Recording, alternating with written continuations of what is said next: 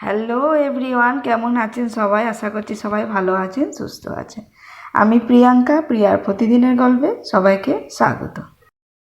আজ আপনাদের সঙ্গে একটা রেসিপি শেয়ার করব। রেসিপিটি হলো ডাব চিংড়ি।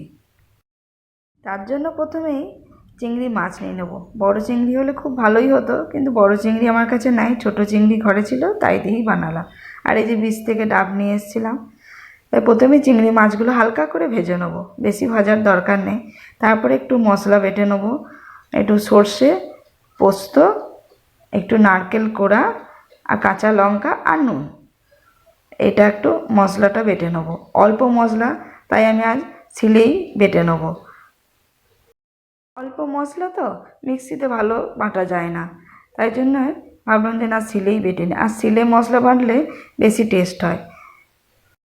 এই শিলে মশলা বাটতে গিয়ে আমার একটা কথা মনে পড়ে গেল, যে আমার শাশুড়ি মা প্রথমে যখন বলতেন যে শিলে বাটো মশলা, তখন আমরা একটু আলসিগিরি করে মিক্সিতেই বেটে দিতাম। কিন্তু এখন বুঝতে পারি যে শিলে মশলা বাটা আর মিক্সিতে মশলা বাটার কী তফাৎ। সত্যি শিলে মশলা বেটে যদি রান্না করা হয় খুবই ভালো লাগে খেতে, আর টেস্টও হয় খুব। আর মিক্সিতে মশলা বেটে অতটা টেস্ট হয় না। তখন অত বুঝতাম না, আলসেমির জন্য মিক্সিতেই শাশুড়ি মা রান্না ঢোকার আগেই বেটে রেডি করে রেখে দিতাম। যাই হোক, মশলা বাটা হয়ে গেছে।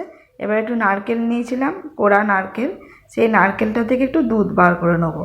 আমার অলরেডি দুধটা আগে বার করেছি নারকেল থেকে, তা আরেকটু মনে হলো দরকার, সেই জন্য আরও একটু নারকেল নিয়ে দুধটা বার করে নিলাম। এই নারকেলের দুধটা আমি রান্নাতে ব্যবহার করব।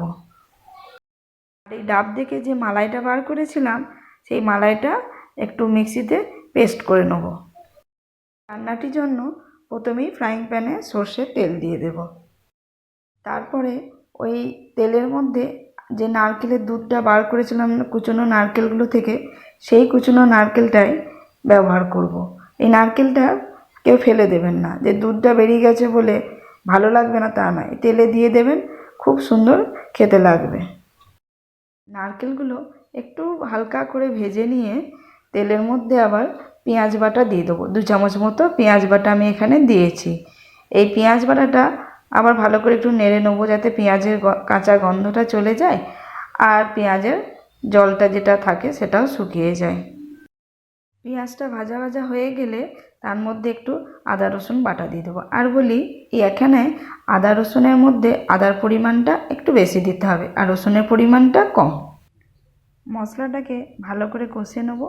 কষিয়ে নেওয়ার পর যে মশলাটা আমি শিলে বেটে রেখেছিলাম, সর্ষে, পোস্ত, নারকেল কোড়া, কাঁচা লঙ্কা আর নুন দিয়ে, সেই মশলাটিকেই আমি এখন দিয়ে দেব। দিয়ে ভালো করে নেড়ে নেব। এই রান্নাটি দেখে মনে করবেন যারা ভালো রান্না করে তারা হয়তো ভাববে যে খুব কিপটে, কারণ আমি তেল দিই না বেশি। বললে বলুন, আমি কিন্তু তেলের দিক দিয়ে একটু কিপটে, কারণ বেশি তেল আমি রান্নাতে ব্যবহার করি না, তাই যতটা পারি কম তেলই চেষ্টা করি। তারপরে মশলাটার মধ্যে একটু নুন হলুদ দিয়ে দেব পরিমাণ মতো। নুন হলুদটা ভালো করে মিশিয়ে নেওয়ার পর যে নারকেলের দুধটা বার করে রেখেছিলাম, সেই নারকেলের দুধটা দিয়ে দেবো। এই নারকেলের দুধটা মিশিয়ে নেওয়ার পর দেখলাম আমার আরেকটু গ্রেভি দরকার, তাই ওই বাটিতেই আরেকটু জল মিশিয়ে সেটা ঢেলে দিলাম। এই গ্রেভির পরিমাণটা আপনারা নিজেদের মতো করে নিতে পারেন। কেউ যদি টাইট গ্রেভি পছন্দ করে তারা গ্রেভিতে জল কম দেবেন, আর আমাদের একটু গ্রেভিটা বেশি দরকার, তাই জন্য আমি আরেকটু জলের দরকার বলে বাটিতে ধুয়ে জলটা আবার দিয়ে দিলাম। এতটা জল থাকবে না, কারণ এটা ডাবের মধ্যে যখন ভরবো তখনও সেটা গ্যাসের মধ্যে প্রায় ঘন্টাখানেক মতো বসানো থাকবে, তখন এই গ্রেভিটা অনেকটাই টেনে যাবে। তাই যখনই এটা ফুটবে তখনই ভাজা চিংড়ি মাছগুলো দিয়ে দেব। এই চিংড়ি মাছগুলো গ্রেভিতে দেওয়ার পর বেশিক্ষণ ফোটানোর দরকার নেই, কারণ এগুলো অলরেডি 50% মতো ভাজা আছে। তাই চিংড়ি মাছগুলো গ্রেভিতে দেওয়ার পর একবার ফুটলেই সেটা বন্ধ করে দেবো। তারপর এই চিংড়ি মাছগুলো 1 চামচ করে আর এই মালাইটা 1 চামচ করে ভরতে হবে। এরকম যতক্ষণ না এটা ভর্তি হয়ে আসে ডাবটা, এরকমভাবেই ভরে দিতে হবে। একবার চিংড়ি মাছ আর একবার মালাইটা দিয়ে ডাবেরটা পুরো ভর্তি করতে হবে। আমার চিংড়ি মাছ ভরা হয়ে গেছে, তার সঙ্গে মালাইও, আর একটু কাঁচা লঙ্কা দিয়ে দিলাম, কাঁচা লঙ্কার গন্ধটাও ভালো আসবে আর একটু দেখতেও ভালো লাগবে যখন খোলা হবে। তারপর একটু ওপর থেকে আটা দিয়ে সিল করে দেবো মুখটা। তারপর এটাকে দেখুন আমার একটা ভুল হয়েছে, আমি যখন ডাবটা কেটেছিলাম তখন এই নিচের দিকটা যদি আমি একটু কেটে নিতাম তাহলে আমার বসাতে সুবিধা হতো, কিন্তু আমি তখন নিচের দিকটা কাটিনি। এবার চিংড়ি মাছগুলো ভরে দিয়েছি, আর তো কাটা যাবে না, এটা অসুবিধা, তাই আমি কিছুতেই বসাতে পারছিলাম না এরকমভাবে।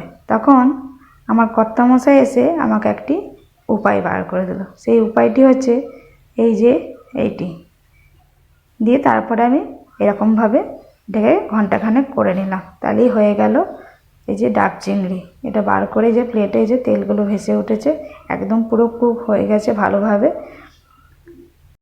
রেসিপিটি ভালো লাগলে প্লিজ একটা লাইক করে দেবেন, আর যারা বানাননি তারা বানিয়ে খান, খুব সুন্দর এটির স্বাদ। ধন্যবাদ।